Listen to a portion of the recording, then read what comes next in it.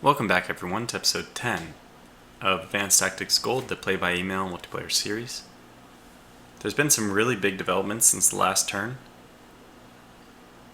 As you can see, the enemy forces have pushed in, so I think what I'll do is I'll start by just showing the enemy history, and then we'll actually get into what I'm going to do on my turn, which, by the way, is product of like multiple hours of thinking, of just staring at this screen. So, let's see it first.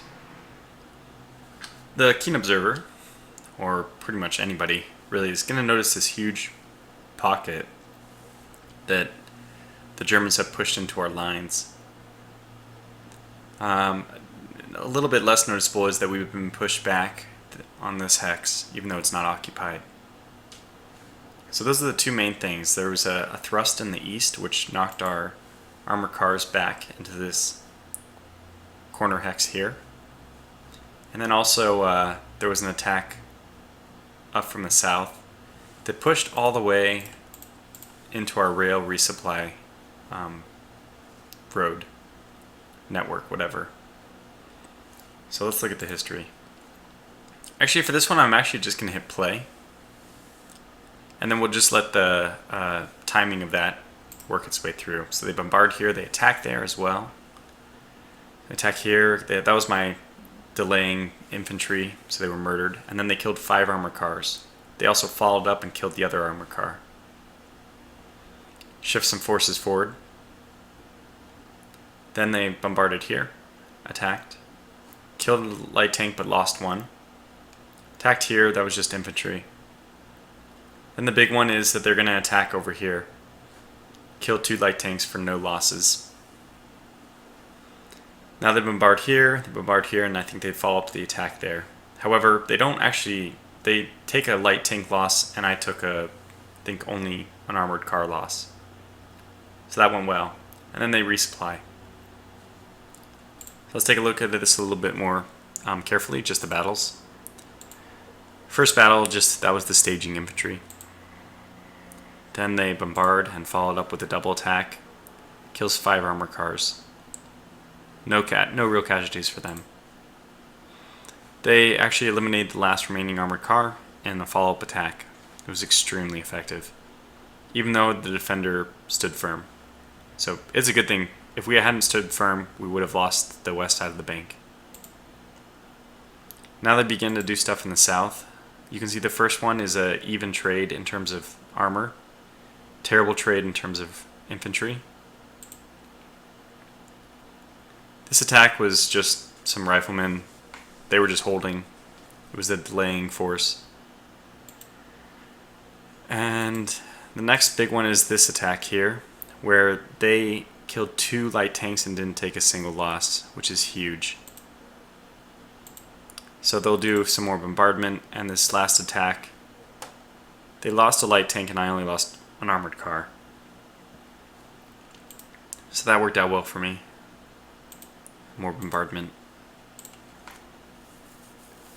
And where does that leave us? Really, that was a very terrible turn in terms of effectiveness, like combat ratios. On the defense, you want to be doing better than the attacker almost in all situations. I'm going to read from a screenshot I took from the opening dialogue, which shows you the entire losses for the previous turn, which means for the enemy's turn.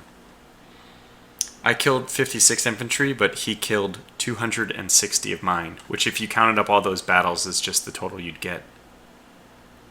So that's about a 5-to-1 ratio.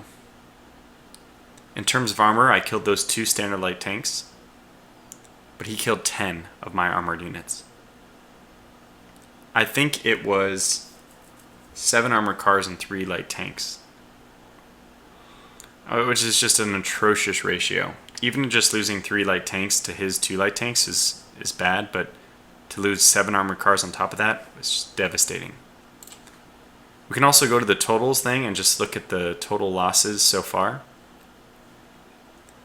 I've killed more riflemen than he's killed, 850 to 700. But that's the only category I lead in. And riflemen are kind of the least significant unit. You know, just 100 a pop for production. There's no like manpower. You can't run out of a supply of men. So you can constantly build riflemen. But in machine guns, I'm lower, 37. They've killed 41. Mortars, I've killed 5. He's killed 8. Now the big one, I think the most important one, is armor. I've killed 13 and 7, so I've killed a total of 20 light tanks. I've only lost 4 plus 7, 11. But I've also lost 18 armored cars. Now, if we just multiply the armored car number by 0.5, divided by 2, because that's the production difference, you can build 2 armored cars for 1 light tank. We actually get, it's 11 light tanks, and then 9 production points worth of light tanks from the armored cars, which puts me at 20. So it's actually 20 to 20 in terms of armor. So things are incredibly, incredibly even. Okay, so that's what the enemy has done, and now I have to do something, right? Which I have spent. I spent all day yesterday kind of looking at this. Last night I was going to record the video, but I couldn't decide what I wanted to do. And I went to sleep, slept on it, and now here I am. I'm like, okay, I can record now. I think I know what I want to do. I have a sneeze, hold on. Apologies. Okay, so what I just want to talk about the strategies, the things that went through my mind in the last hours of thinking about what to do. One idea, the first idea that came to me is I need to fall back probably. I don't think that I can repel this. I could just counterattack and then counterattack and probably push these guys back.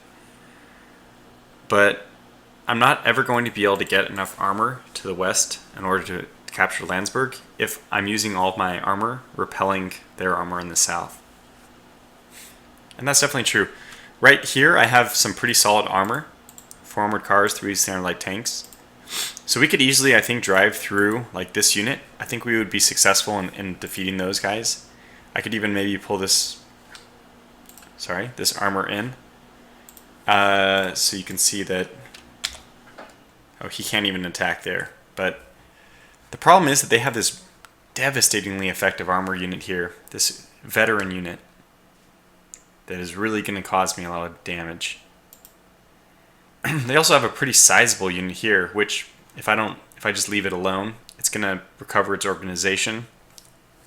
The troops are going to fall back into line where they should be, and that's just going to run me over.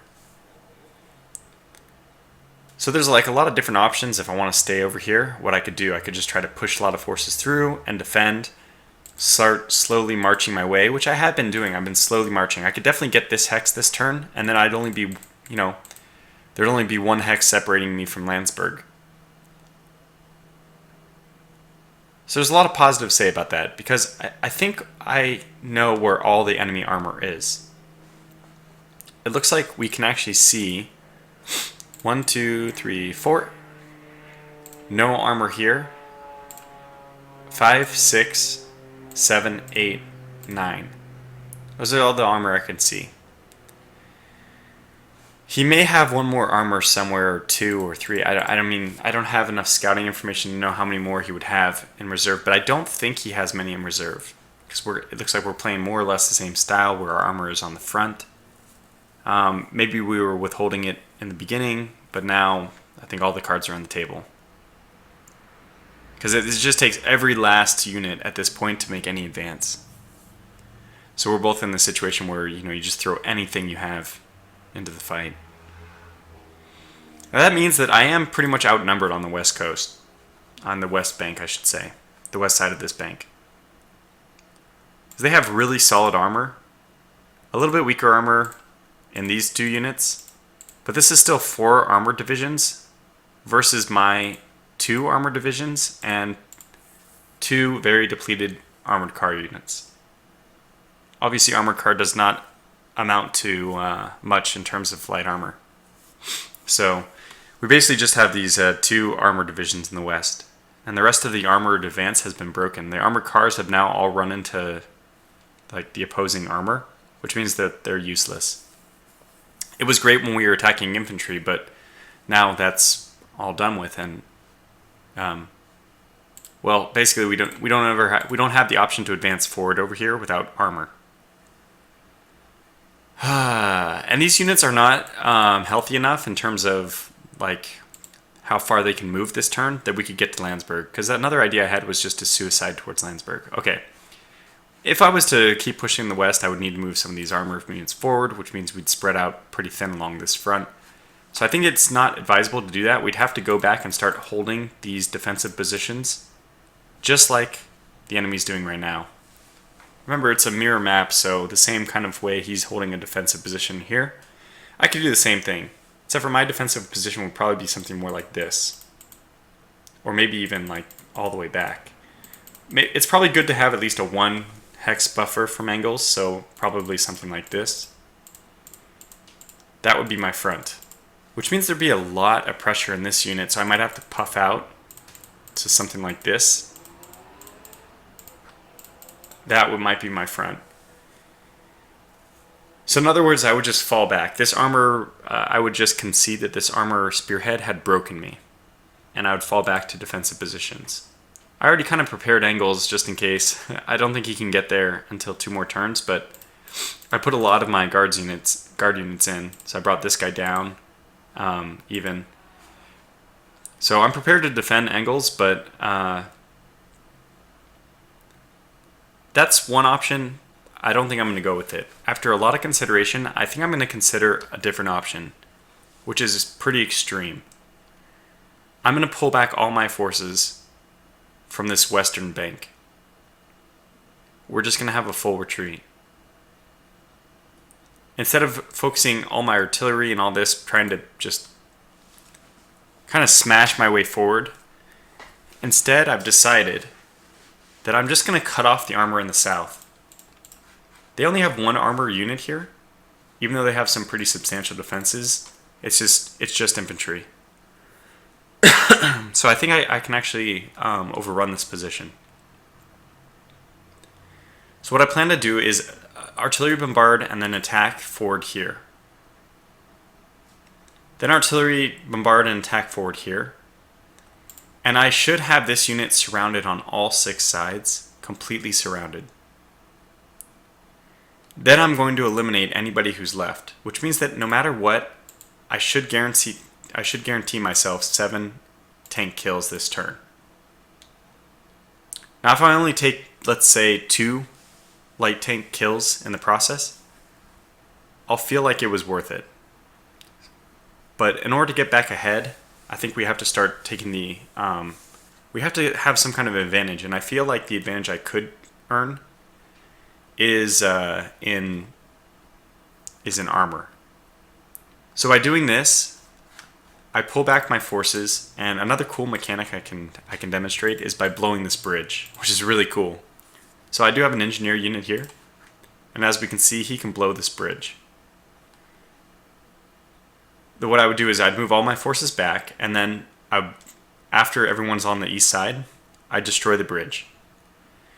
And once that happens, this stream is just fully a stream again, which means that he can't attack across with armor because he's moving into a marsh. So he can't do that because, you can't just move into a marsh unless there's a road. And there's no road crossing here. This road is separated without the bridge. So I'd be able to defend these hexes really well because there would be no way for them to be attacked except for by infantry, which we defend very well against. And then we just have all our armor in this little area. Obviously, all the armor coming back nothing is done with it this turn, which is a little bit of a waste.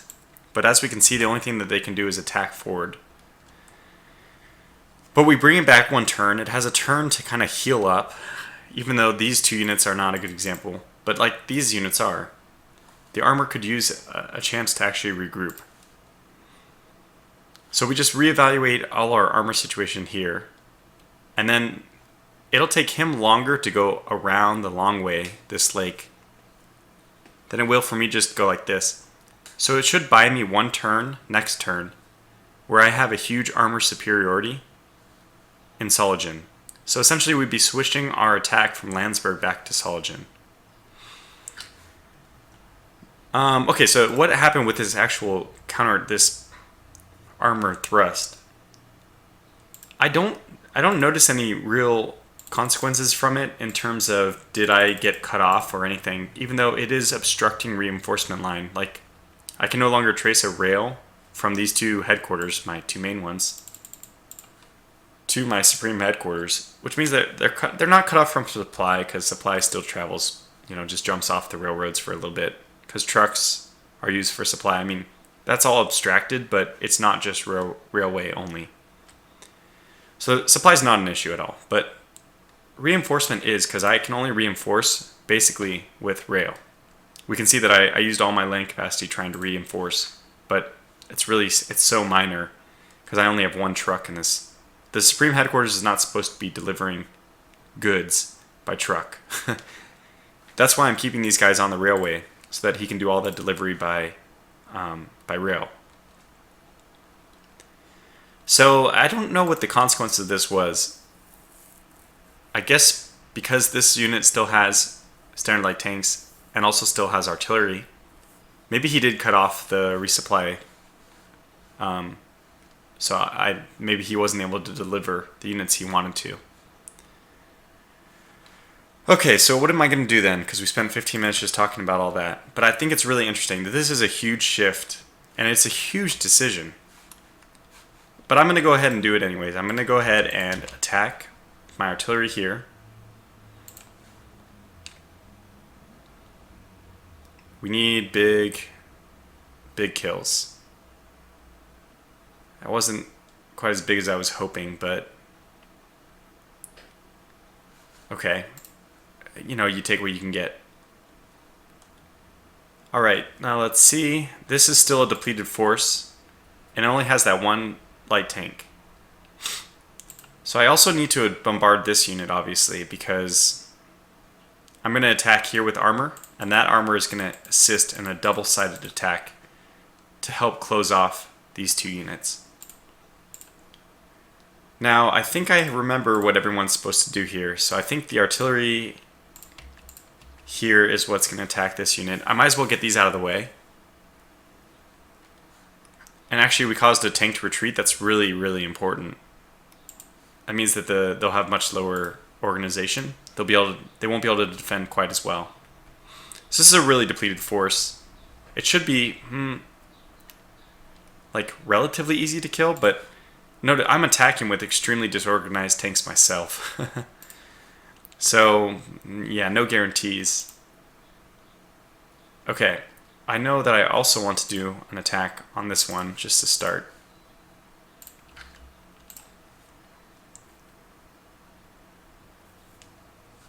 And since I'm committing to this idea, okay, so we didn't really do any damage to their light tanks, which is not ideal.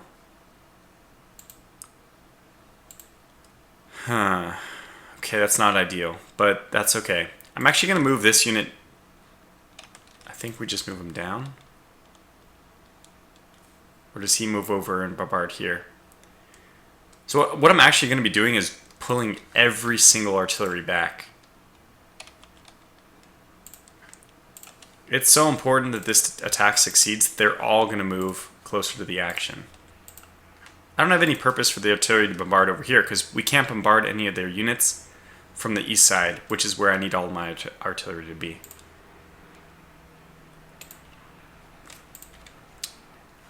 So probably this guy just bombards here.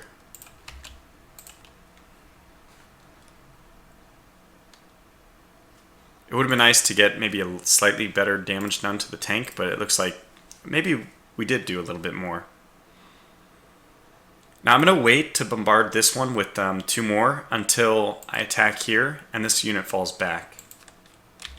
As I remember, the 2 guard units have to move forward because they're both going to be involved in creating...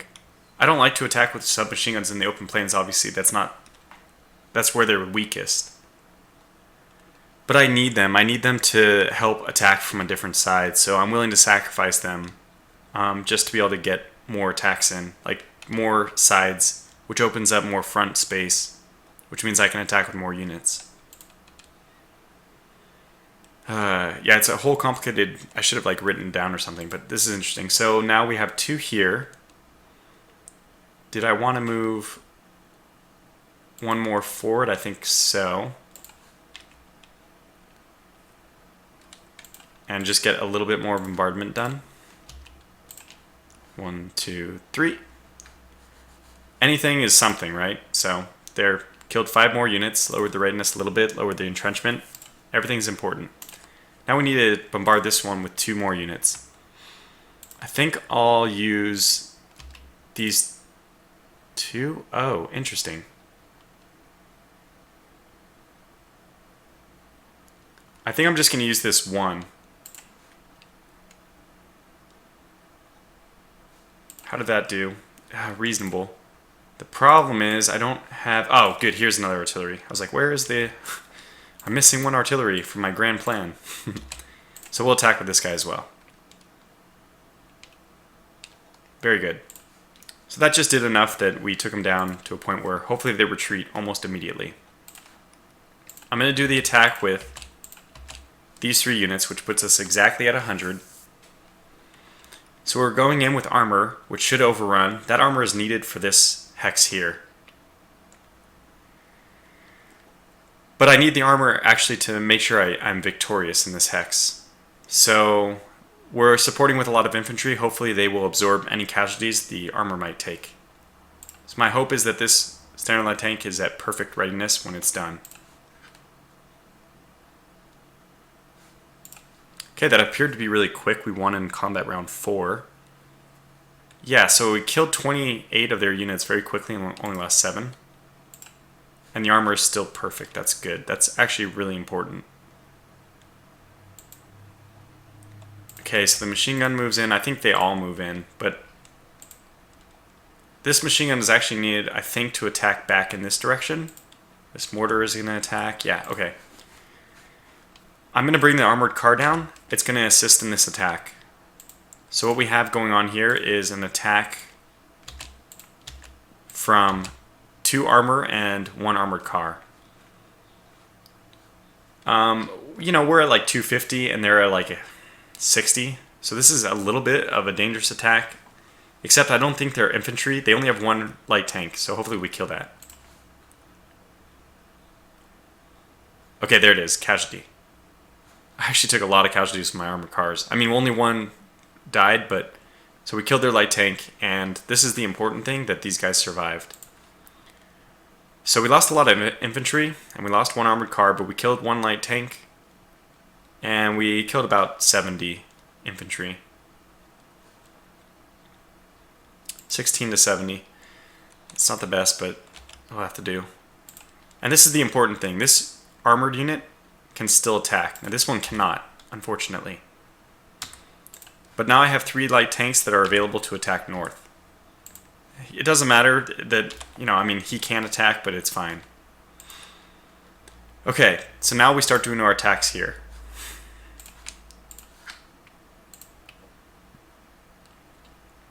I think I can do the attack with both these tanks. Oh, I need to pull 1 unit over here just to get more sides that we're attacking from.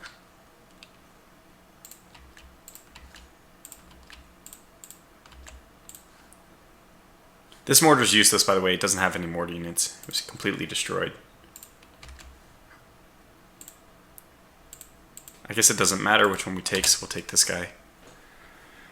Okay, so we have 40% bonus to our attack, and we're way below the attack stack, so we'll just start throwing in infantry willy-nilly. Let's throw in them if they're above 60 readiness. I'm going to actually hold off on that guy. Well, because I want more people involved in this attack, to be honest. Okay, I want that infantry involved then.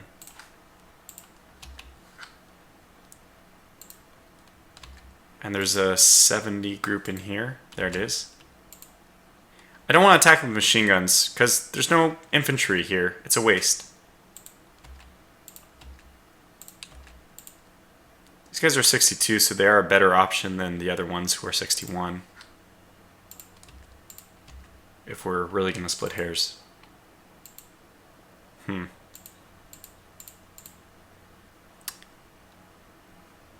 know, this isn't bad. I guess we'll throw in this. Wait, are those guys already in the attack? Yeah, they are. Well, we might as well use as much firepower as possible because it's just going to help, I think, having more units to absorb the hits. And we don't want our armor to be hurt. So let's just do that. And let's see how this goes. Wow. Oh, I did not expect that. We instantly just completely decimated their force. They don't even retreat. They just died.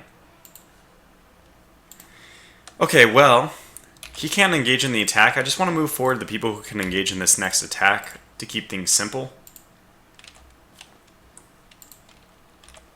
I don't think anybody else can engage.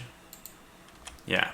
So even like this, he can only move forward, so we might as well... Nah, forget it.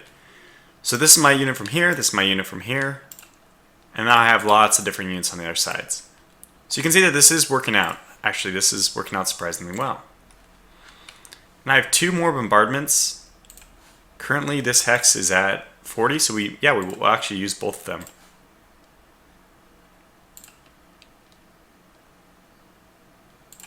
Okay, well, get us some kills, hopefully. Alright, 7 more kills, lowered their readiness a lot. Let's just see what the armor looks like.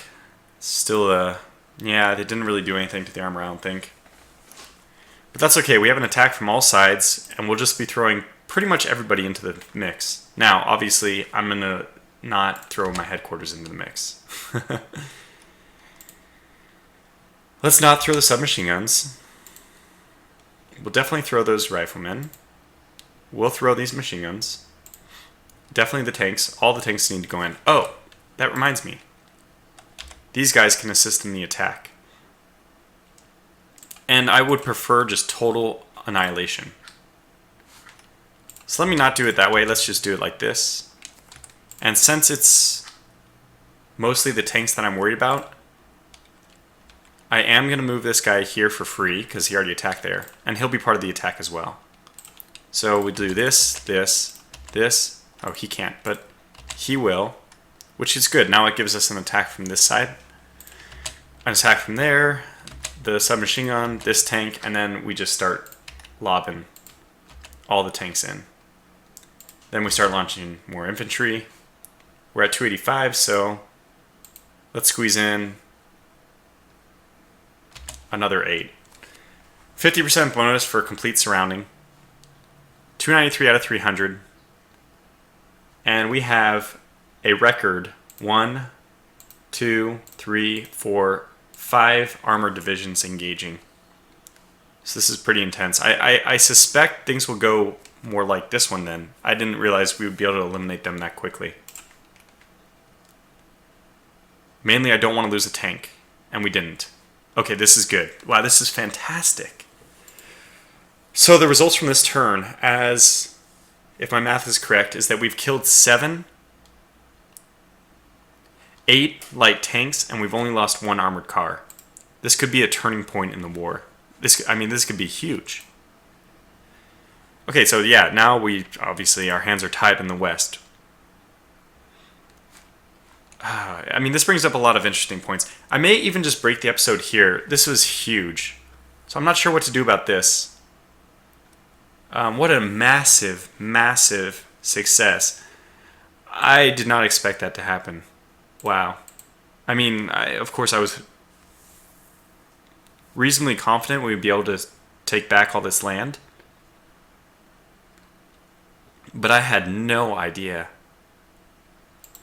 Wow, just no idea at all that we would be able to completely eliminate all those forces without really taking any casualties ourselves. That's incredible. Wow.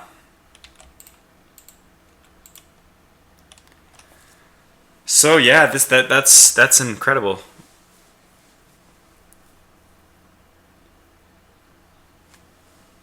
Where to move from here? Wow, It's just really impressive. I'm kind of taking a moment to take it all in. I don't think a good idea is to build a bridge right now, so we'll have this guy just build a road like this. The downside is he can't build a road. Excuse me. He can't build a road. He can't destroy roads. It'd be really nice if we could destroy roads. I would really like to destroy this road because it's like their ingress point to my like crossroads location, which makes this hex more vulnerable because armor can attack in. So, but I needed a road in there at that time I created it in order to cross to begin with. So, yeah, I guess all these guys are gonna have to pull out because their armor presence is too strong. 4 armor divisions that I can see. I think that's all of them, and I have 2 and 2 armored cars that are depleted. So we'll go ahead and we'll make the retreat.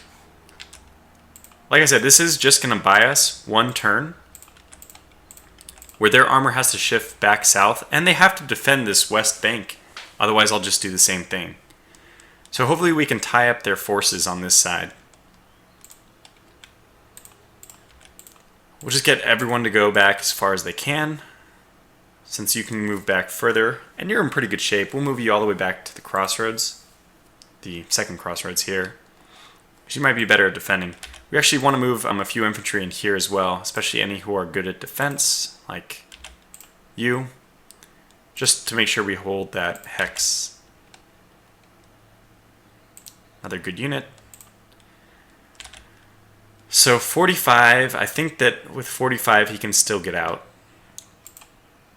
It didn't give us that much reconnaissance though. I was hoping to find out what's in Landsberg.